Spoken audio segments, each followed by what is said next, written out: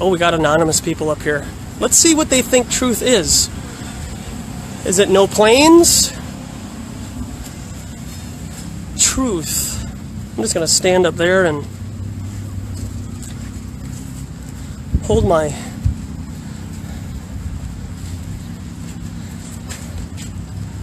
Let's see what these guys are all about.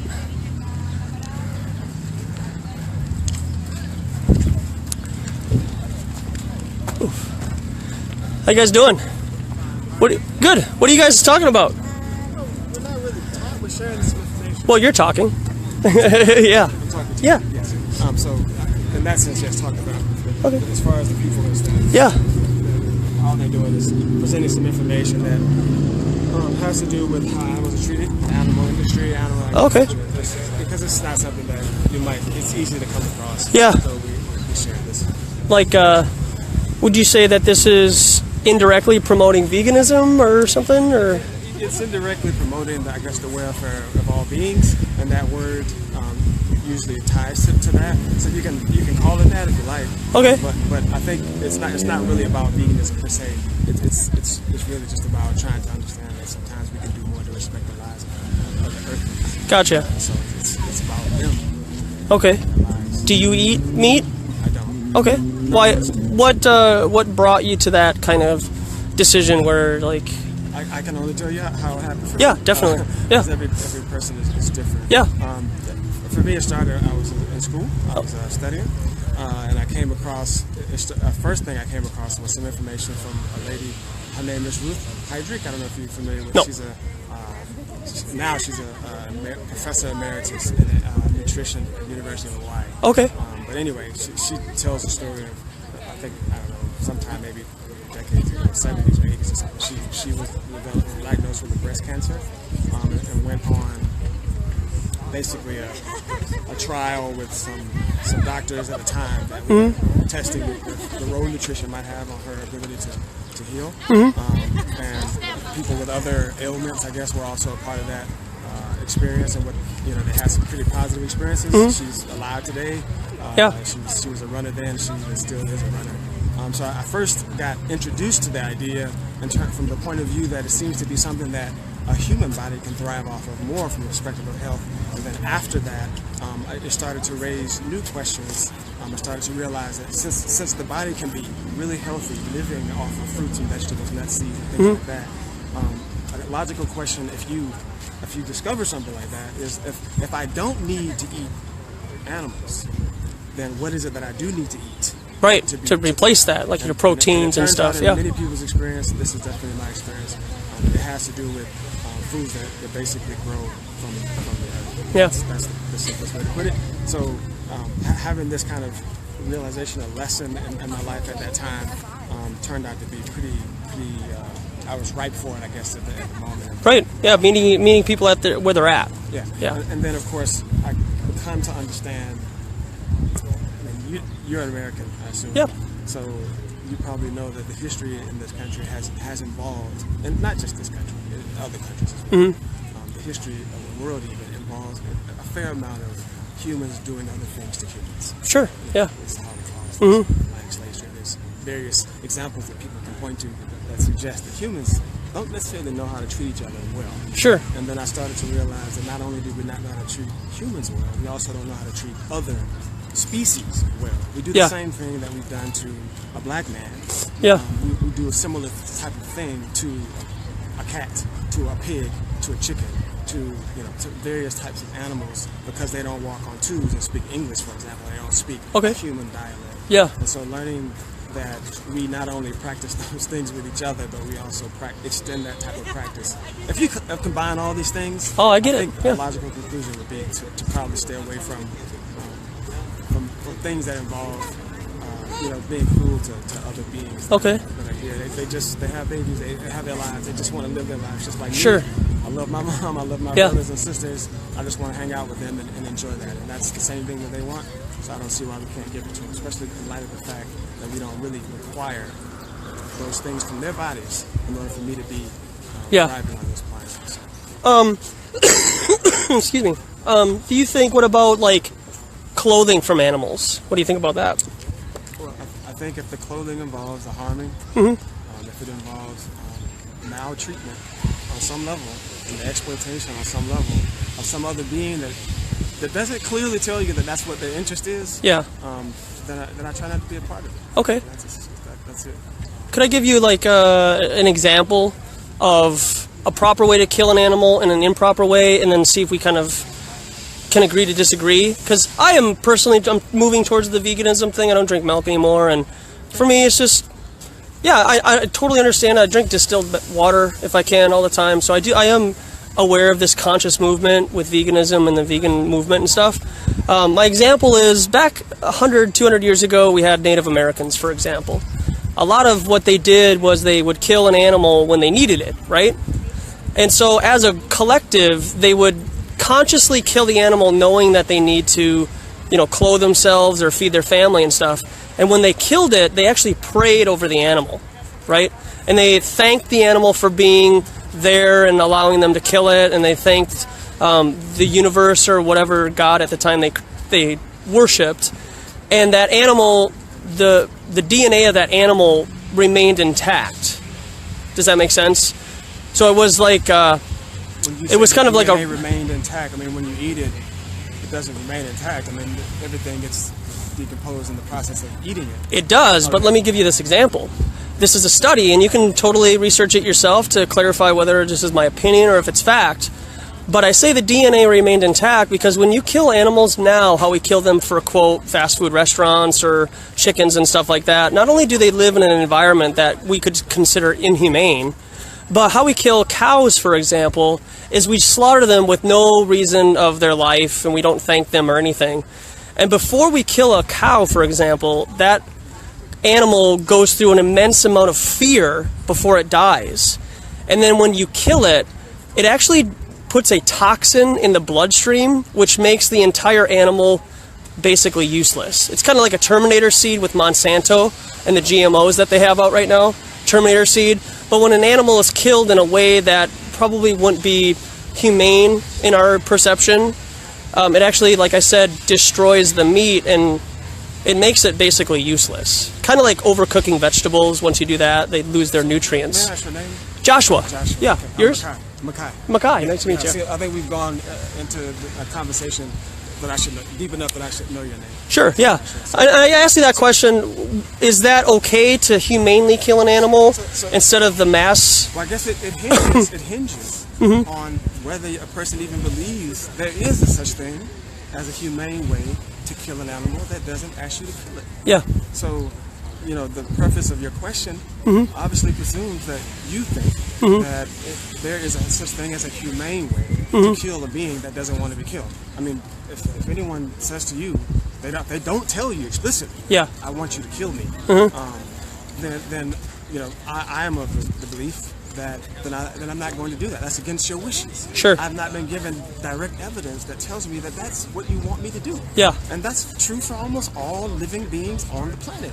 I've really don't come across it. Very few examples. There's some people who are suffering so much that they go and they ask someone to end their lives, and those three cases are rare, but they do happen. Yeah, they do. But I don't know of any case where a chicken or a cow or so again, your question is loaded with an assumption.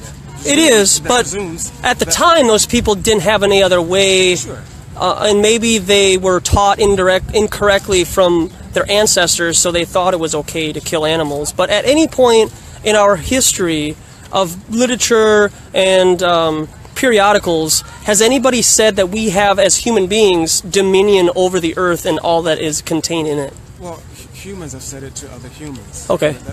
Those are the only. I mean, obviously, a chicken doesn't say you have dominion over me. And okay. Obviously, a cow doesn't say you have dominion over me. So when you look around and you see that that's the practice, that's the way that people, in fact, take it. It's only because of the active enforcement of a person's belief. I mean, I can believe that I'm better than you, and I can be active with that belief, and I can go and do things to you that I try to. And what we do is do that the most docile creatures on the planet. Okay. We don't do this with lions and tigers. We do it with literally the most docile. And you know why they're docile? Because these animals themselves only consume the things that they probably are designed to consume, which is plants. Yeah. So you say design, though. Who designed them then? Well, a power greater than myself. Sure. I just know I didn't, and for that reason, that's enough to tell me that I'm not going to take the life of that being, because I know that I'm not responsible for it, and I can also see that they have an intent to experience their life. That's obvious to me when they have children, and when they do that, they do things, they rear those children. Okay. You know, so there are things that you can just bear witness to that speaks to you, that tells you those beings have an intent to be here. Okay. To live. They feel emotions. They feel, they even feel love and certain things that humans also identify with. I can see that those other animals, beings, have very similar types of emotions. Okay. For that reason, that's enough for me. Sure. And so with that being said, you go back to the designing thing. So if going off of that, piggybacking off of that idea, if there was an intelligent designer who wrote a book and told us that we do have dominion over animals and we're free to do with the earth and all the other animals as we wish, do you think that there could be some good people who intend, right? Like, I could even throw you guys into that point. But there's also people from the fall that think in a negative fashion towards all other animals, and they do think that they are better than other people.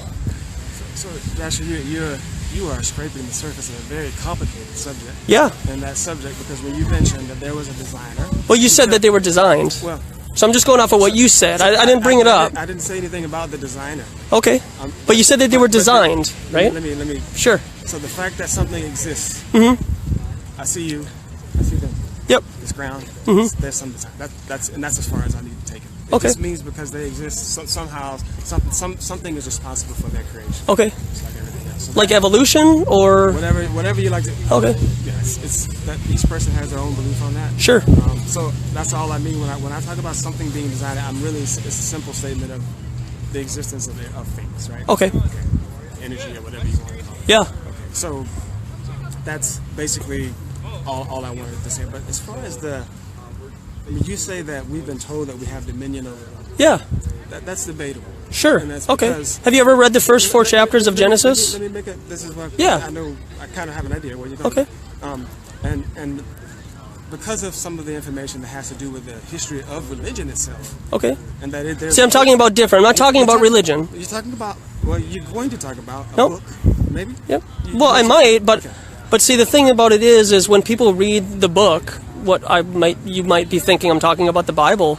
If you read it from a carnal perspective and you don't have the Holy Spirit to be able to help guide you through what you're being told and read, it's going to be very difficult to look at it from a perspective that God created, where we see and where we live and everything. Whereas if you have a carnal mind and you're looking at it as if it's just a fiction book and it could be wrapped into everything else, that's where, unfortunately, a lot of people are mistaken. Well, So I know that is a really, that's such a sensitive topic. yeah. Well, this is a sensitive topic because doesn't the establishment promote milk, beef, it's what's for dinner, pork? It doesn't matter. I mean, this is just information. Yeah. So information is information. Yep. And this tends to be information that, it's not necessarily that. You have to usually look for it. It's not going to just show up to you, but typically one has to make an effort in order to get Could you be, let's say that you're looking for truth, but you don't directly look for it. It comes to you indirectly. Do you think that there's part of our environment or the way that human beings are is they could think about something and say, I really want to know what truth is, and then they are struggling between veganism and like that's one of their things. Do you think that a person who has that idea of seeking truth in terms of veganism and eating meat would come across a display like this? Do you think that that's like meant for them? Or do you think that people have to look consciously to find truth? So I think that all of it happens. Okay. So no one is always consciously looking for something. There's always a moment when you're not looking for something. And Yeah. certainly in those moments you'll have an experience where something comes to you and you'll notice it. Mm-hmm. So that happens. but it also happens when sometimes you consciously want to go and look for something, and you go and look for it, and you find it as well. Okay. So the process of learning is all of those things. It's not just one or the other. It's actually all of them. And that continues throughout life, right? So, Okay. so that's the nature, that's how education and evolution works. I mean, it's just a continual, I mean, so you might have, that maybe recast, how you might view, like, when you consciously look for something. And maybe you're at some level consciously looking for something that you're not at the most superficial level consciously looking for it. Yeah. On some level of yourself. You've been looking for it. Been looking for it, so it comes to you. So it's just a matter of semantics. Sure. Which, Yeah. I don't want to get into. Sure, yeah. What other truths do you try to encourage people to look at other than what you're doing here? Like on your own personal... I think, it's not that this particular truth it ties directly to something that I'm a big fan of, and that's love. Okay, yeah, I agree. Yeah. So anything so this is one of the things that connects directly to love. At least for me, it does. Great. Most of the people that I know here, that I know these people, and I can say the same for them. And so just about anything that really, I think promotes that and tries to get people, because I do believe in it. I do believe that there's something real about it in terms of what, not only how you feel, but even the physiology of how your body will work is going to change when you learn how to incorporate more of that, not just in what you talk about, because everyone says they love, and I know that they mean to. Yeah. I think that they really have that intent. But I think part of it in this day, which is necessary, it requires that you be informed. Yeah, definitely. Because unfortunately, we're actually asked to cause harm without us even knowing. Yeah. Without us even knowing that we're doing that, and that unfortunately has happened so much, and it's just piled up in terms of at any point if you become cognizant of that, it's going to be big. It can be difficult for you to undo it from the point of view of the addiction level, perhaps, or even from the point of view of so much information coming at you. You can't. Peer pressure, maybe. Peer pressure. Media. All of these things that come to you. Yeah. Can make it challenging to perhaps undo or sort that type of thing out. Can I ask you a question about, you said love. What is your definition of love? That's a good question. Yeah.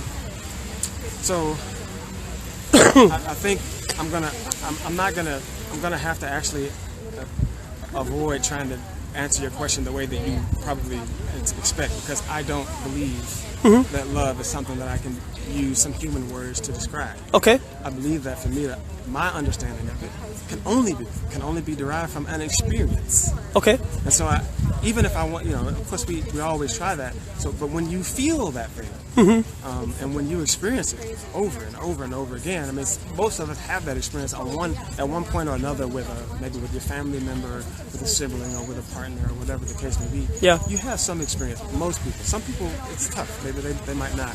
But if you have an experience where you feel that thing that is going on within you, and when you have it, there's kind of this pure bliss.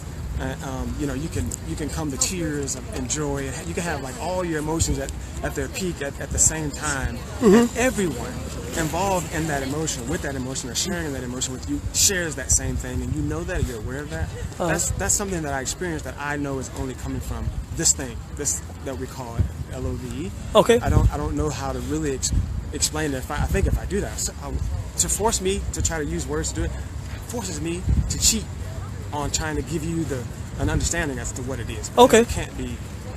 It can't not be defined by using some words. Okay. Can I try? You may. Yeah, Okay. Do you know the phrase, "The heart is deceitfully wicked, and who can know it"? It sounds vaguely familiar, but. Okay. So could that be, you really don't want to trust your experiences because the experience that you're having might actually be a result of what you want to feel instead of what's actually happening, so that the person who's creating the feeling for you could actually be deceiving you and tickling your ears to hear something that at the moment feels right for you? So give me an example. Well, I mean, if you go to church and the music is playing and you just have this spiritual experience of just like, I know that I'm not insignificant or whatever, and then you start to cry. And then you leave that experience, or a concert, or you know, you go to a comedy club or whatever, and everybody's really enjoying yourself there, and nobody's being mean to each other. Could you just, what you're experiencing in those environments could be considered love, right? Because you're experiencing camaraderie, a collectiveness, like-mindedness. I think that we have. So I think what I interpret. And that wasn't my definition. I was just trying to go off of what you said, but I do have a definition. Yeah. Okay. What I would say, I mean, these are some of the examples that you just gave. I would say that certainly are emotions. Okay. In an experience. So, of course, all emotions. Okay. All emotions. Yeah. Are experience.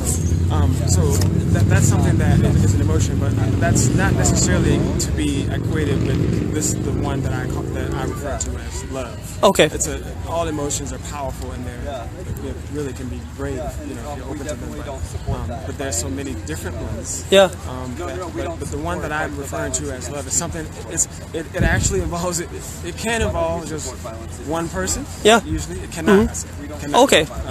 Okay. It doesn't have to. Well, what I'm saying, in my experience, it almost involves at least a being and some other. Okay. Sure. Even if it's just when you're thinking about the other being, there's usually the association with the connection to some other. Okay. So, and these are my experiences and what I draw from it. You know, any example you can think of in terms of what a person feels. Yeah. When they describe themselves as feeling something, love, it usually has to do with something that arises from a connection with another. Okay. And that is, to me, the only way that love that I'm talking about is generated. Okay. Within living beings. So it arises through forms of pure interaction, and I think that interaction, it usually won't involve some of the things that humans tend to inject into interactions. That tends to suppress your ability to maybe experience the love if there's perhaps deceit. And a lot of the things that humans that we do historically have done and that we continue to do today involve some of those things. And so just by virtue of the fact that we're treating the interactions in that way, it makes it difficult to allow for a true love in the way that one could experience it to actually manifest itself because of the presence of some of those other things. Okay. I'll give you my definition of what I think love is, and then I'll share why I'm walking around Calhoun, and then I'll just let you go because, my definition would be of love is actually an action. Okay, and it's not self-seeking. It does not seek any of its own desires. It's unselfish. It thinks for others before you think of yourself. Do you think that could be termed of an action? That if you're constantly thinking of other people over your own personal financial gain or popularity or whatever, do you think that could be love? I think that definitions are absolutely arbitrary. So yes, anyone can say this is a word LOVE. Yeah. It means this. Yes. So anyone can do that.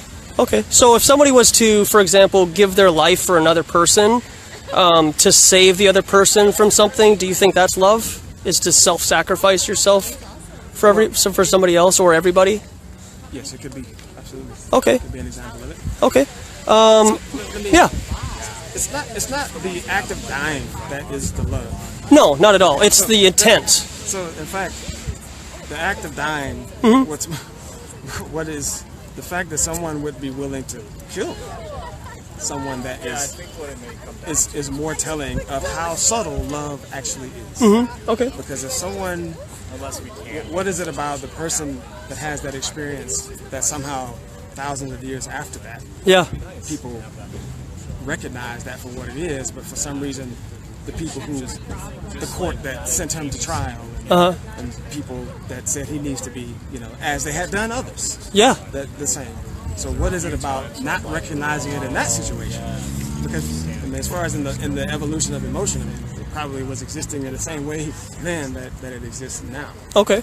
So something about the fact that that was the case at that time, but yet so many seem to, and this is It's happened, unfortunately, so many times throughout history where people are like that. There's people who do that all the time. Yeah. Parents and mothers, and people who sacrifice and give things. So there are lots of people who do loving things. And so, but it, you know, there's also some, you know, it's complicated because maybe it's not necessarily so broad as perhaps the way that people might want the notion of God's love to be. Sure. This might be just, for example, your mother might be restricted to just feel that for her child only. Yeah. But she may not care that much about another person's child. So like selfishness. It's not that it's selfishness. They have it for. Yeah. But it's confined. It's a limited. It's in a very limited sense. Sure. But they have it. It's Okay. there. And it's always possible if they can connect to other beings and gather some connection with them, and they can easily change it. Yeah. That happens all the time. Okay. So I mean, love is kind of complicated, but it's. I mean, so anyway, what I'm Yeah. answering your question, of course, that's, you know, a demonstration of love. And I think that it happens all the time, but it doesn't necessarily mean it's not the highest love. Okay. Maybe I could put it that way. But it is a form of love that is great. It needs to be here, but we can do better. Okay. In terms of a higher love. So yeah, I'm just walking around. I love people, and that's why I'm here. I don't like to be lied to. Do you like to be lied to? No, I can't say that I do. Yeah. Even just to spare your feelings? I mean, I do prefer honesty and truth over. Okay. So you would rather, could it be as so far to say you would rather have never been told that Santa Claus is real or not real? Do you wish that would have never happened? I happen to have never been told. Okay. Wow, that's great. No, it's not that uncommon for people that grew up in communities like where I grew up. But, Yeah. So that's not really an example that I can. But Okay. of course, in general, no one wants to be lied to. Sure. I mean, maybe I'm missing something. Maybe there could be a circumstance where maybe someone might be better off. But just in general, I think it's the idea is clear. Yeah. You don't really want a person to come to you with an intent, with them having a knowledge of passing information to you that they know is wrong, even if it sometimes is intended to help you. I mean, some people do that with good intent, but some people, if they're okay with it, then that's fine for them. Yeah. But if you're asking me, I'm saying that I don't. Okay. What do you think about these bumper stickers? If these were put on a car, what do you think your reaction would be? I wouldn't have a reaction. Why would I have any reaction? I don't know, just because they're pretty provocative ideas. Legalize flat Earth. I'm parents of a flat Earth student. I'm great for flat Earthers only. Do not Google flat Earth. Yeah. What have you ever looked into the idea, the concept of the Earth being flat? Of course. I mean, everyone knows that there used to be that notion. Yeah. Historically, and then Copernicus or whoever. No, that was the revolution around the sun. But yeah. Someone introduced this notion at some point, and then at some point the idea of the Earth being round. And then it became round like a pizza or round like a ball? Round like a ball. Like okay. Yeah. Let's use the proper vernacular because something round could be spherical from the right perspective. From a good enough distance, it looks perfectly spherical. Obviously it's not. Yeah. But of course, from a sufficient enough distance. Okay. And you follow along with that idea? Is that we live on a spinning ball? No, I don't engage myself too much in that discussion. It's not something I'm actively researching to understand. Sure. And I don't necessarily know that my knowledge of that is something that's imperative for me at this point in time. Okay. It doesn't greatly affect my ability to share love or to do the things that I'm trying to do in my life. So it's not something that I really put a lot of my effort and attention towards. Okay. What about images from if you come across science, science magazines or websites? If all of those images were revealed to you to be CGI and created on a computer using the imagination of people in NASA, and then in reality those images are fake, and so it would be hard to come to a conclusion on whether or not we do live on a globe Earth and satellites are real, we can land on Mars and all that stuff. What would that do to your consciousness? Not much. No? Because let me tell you. Yeah. I already know that people disseminate mistruth. Okay. It's not something new, and I don't think it's going to end today or yesterday or tomorrow. Yeah. So it doesn't affect me. I can literally say not one bit. Okay. To discover that, and I say that because I live a little bit more based on my practical everyday experience, and it doesn't really affect me too much. Okay. And your everyday experiences show you that the Earth is a globe?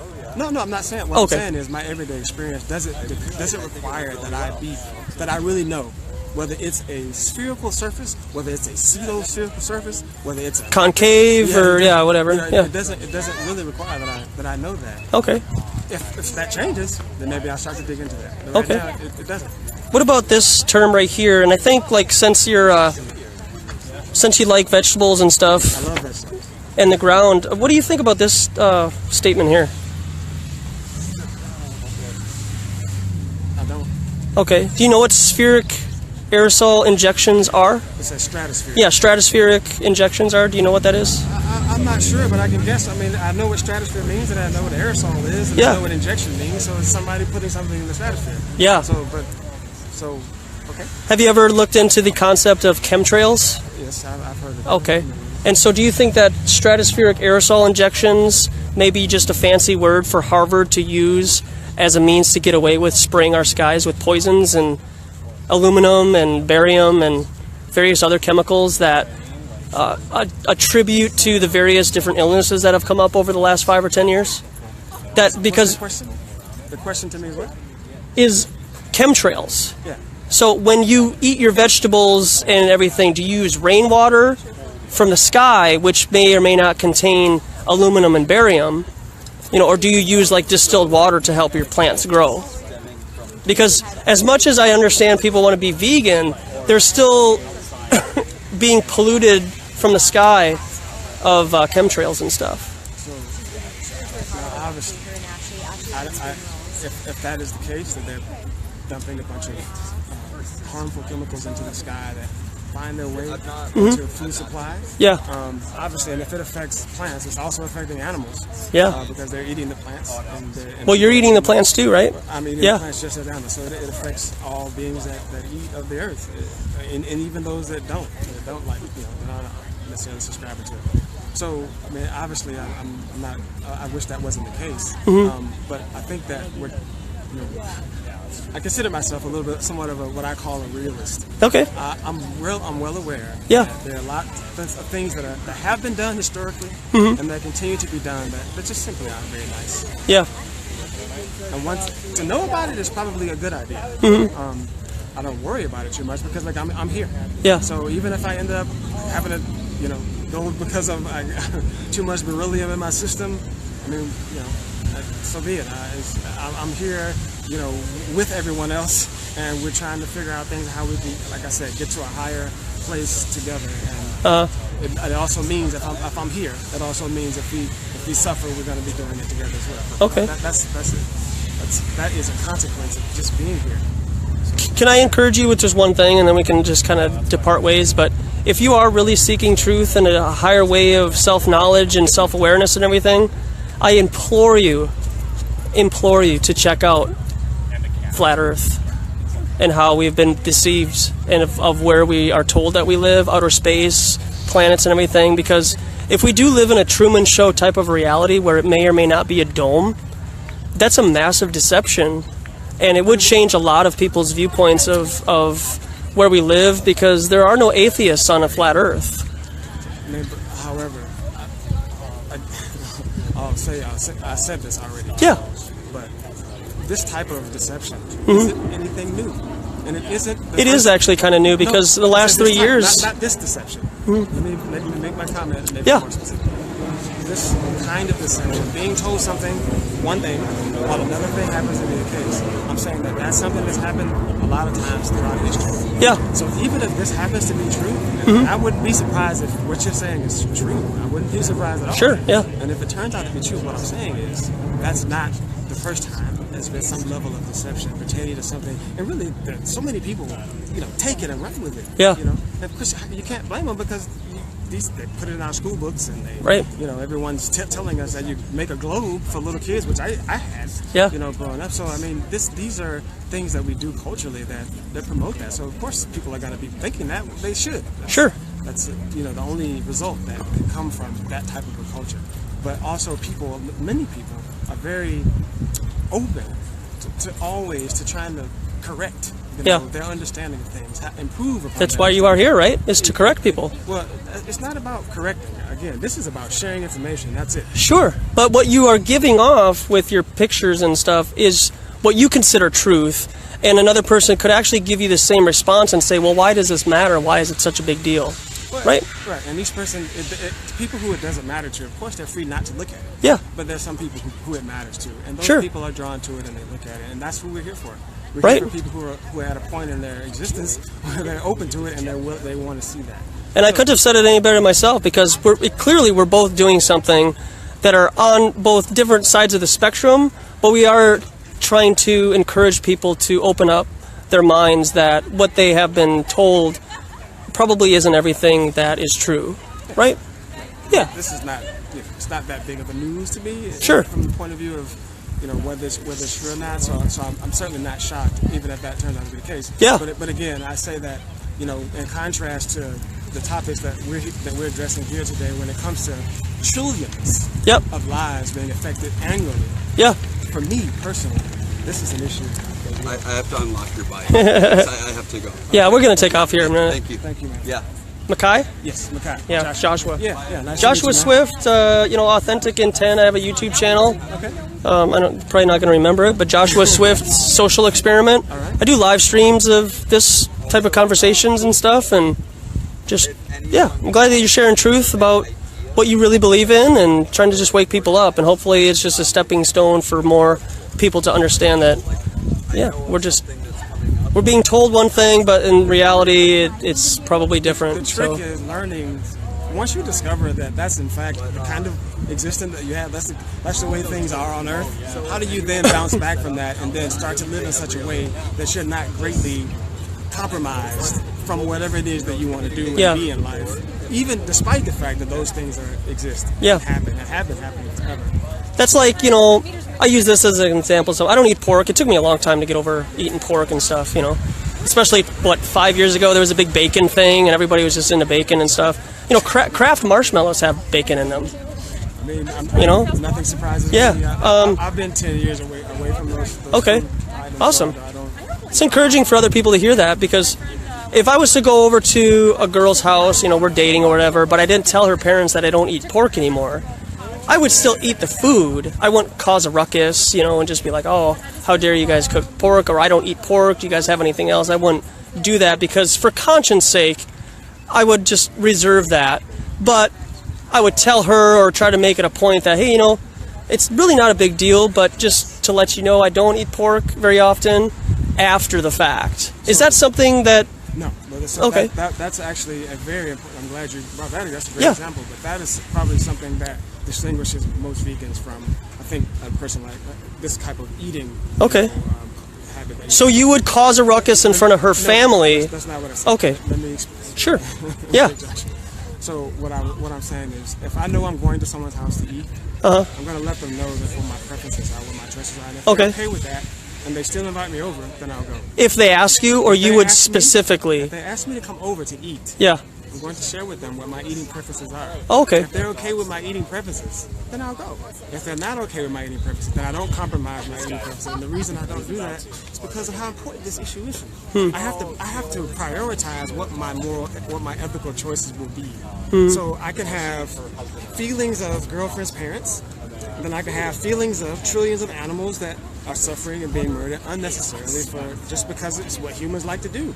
Okay. I have to say which one matters more to me, and I have to make that choice. So you say that animals are superior over human beings? Is that what you're saying? Of course not. Okay. Did you hear me say I heard exactly what you said, but it sounded like the animals would trump your girlfriend and her family. That's what I heard. Let me say it again. Sure, yeah. Say it again. Okay. I said, we're talking about going over to someone's house. Yep. Nothing happens to any of these people. Sure. They're not going to be harmed in any way Yeah. if I don't go to dinner. Would you agree with that? Okay. Yeah. Okay. So They might be upset, because this might be the first time that you meet your girlfriend's parents. If they were really upset, then they would care enough to respect what my dining preferences are. Sure. And then they would have something there for me to eat, and then I can go, and then everything would be great. Okay. But if I say that this is what my eating preferences are, Bye, guys. Have a good one. if I say that these are the eating preferences that I have, and Yeah. they're not interested to, and they say that it's not. I don't really care, and Yeah. then to me that means that my choices in life, and therefore me, doesn't matter that much, which is fine. So I'm not going to be that concerned that whether I'm not able to attend their meal, Yeah. because I already have feedback from them that tells me it doesn't matter that much whether I attend it anyway. By the way, I've never had that happen to me. What if it does? What if there was a situation that you were unable to let them know your eating preferences? Well, I guess what I'm Yeah. trying to paint here is that people, real people who care about other people, don't do stuff like that. If they So you won't ever, there's never in the history of the earth been a situation where a guy goes over to a girl's house and they want to kind of surprise him with maybe some cultural food that he's never tried before, and they just say, hey, you know, are you allergic to anything? You know, and you say, no, but I prefer not to eat this or that. That might be an example, right? I'm not. We're talking about Earth. One person's talking about Earth, and another person's talking about Mars. Yeah. Let's try to be on the same page. No, I am on the same page. Okay, I'm so just, what I'm it just sounds like you're, No. What I'm describing, Joshua. yeah. I can. What I'm describing is a decision Mm-hmm. to go over to someone's house to share a meal with them. Yep. And you're saying that if I choose because they don't want to accommodate the fact that I don't eat animal What if products. what Let if me that finish, conversation let me wasn't finish. happen though? Let me finish. Yeah. If they choose, because I say, basically I'm saying I would love to come, however, I have these preferences for eating. Yeah. And if they say to me in response to that, no, we don't want to do anything with that, so we won't have anything for you. You either have to eat what we have or not come at all. Mm-hmm. Then that tells me they're okay with it if I don't make it. It doesn't mean that it doesn't even mean that there's some beef between me and them, pun intended. Yeah. It doesn't even mean there's anything wrong. It just means that my wishes aren't important enough for them, therefore me. If this is me and my desires, if they're not interested to do that, then that tells me that, which is okay. But I'm saying I don't think it's going to be that much of a hurtful thing if I end up saying I'm not going to be able to make it for that reason. That's just what I'm saying. Okay. This is purely just me making lunch or dinner or breakfast or whatever, or not. It's not, don't make it into me saying someone's more important than, because I'm not saying that. That's Okay. absolutely, that's a little bit twisted thing to distort. Well, I'm bringing it up because I want to clarify, because there might be other people I'm who not saying listen. that. So don't, don't make people who say things out to say something. I mean, it's just not that. Yeah. It's not there. Mm-hmm. Okay. Sure. So I have, even like if that were to ever happen, that's it. Let bygones be bygones. But I have to live my life, so I make my choices for me. Sure. I don't let other people make my choices. And everyone respects the fact that you choose the shoes you're wearing, you choose the job you have, you choose those things. People should respect that, you know? Yeah. And so, in my case, I'm just trying to live in such a way that I don't cause harm to other beings. Just like you, Yeah. and just like that lady over there with the dog, and just like that guy over there with the stick. But I also extend that circle of compassion to people who don't walk on 2 feet. I extend it to people who walk on flanges, and who walk on 4s, and who have fur, and all those other beings who swim in the oceans. They all are the same. I care for all of them, and I make my choices so that none of them get hurt. That's my desire. Awesome. That's it. It's not anything more complicated than that. Not a problem, man. Appreciate all your words, man, and hope it makes people think about their current diet and challenges them to explore. And I don't mean to sound like it was belittling your point about that. No, I'm aware of this topic. Yeah. I know that. And by the way, my background is technical also. Cool. But again, when I assess, I don't. The importance of a particular topic right now, that's just not It's on your radar. It's not very high on my list. Not a problem, man. Totally understand. But I appreciate what you're doing, because for some people it will be. Yeah. Awesome. Have a great rest of your holiday weekend. Thanks, Makai.